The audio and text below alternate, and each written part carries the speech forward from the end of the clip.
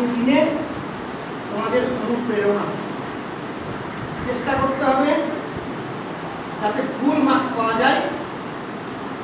আমি সর্বোচ্চ যে নম্বর পেয়েছে ওকে প্রথম পুরস্কৃত করব।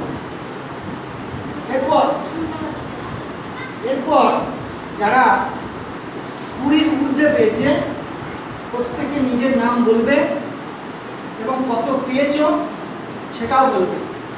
বলে তোমরা কিন্তু পুরস্কারগুলো এক একজন করে নেবে। তোমার নাম কি?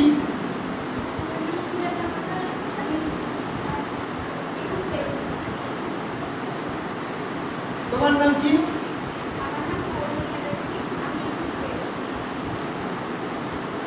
তোমার নাম কি? তোমার নাম কি? তোমার নাম কি? এইভাবে ছাত্রছাত্রীরা যদি সামান্য একটা করে পুরস্কার পায় তাহলে ওদের পরীক্ষাতে একে অপরকে মানে কম্পিটিশন করার ওদের চেষ্টা হবে এবং বেশি নম্বর পাওয়ার জন্য ওরা বারবার এগিয়ে যাবে। আমি এদের এবং অন্যান্যদের বলবো প্রত্যেকে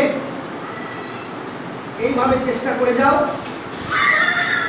যারা 80% মার্কস পেয়েছে তাদের যেমন পুরস্কৃত করলাম এবং যে সর্বোচ্চ নম্বর পেয়েছে 92% মার্কস তাকেও পুরস্কৃত করেছি।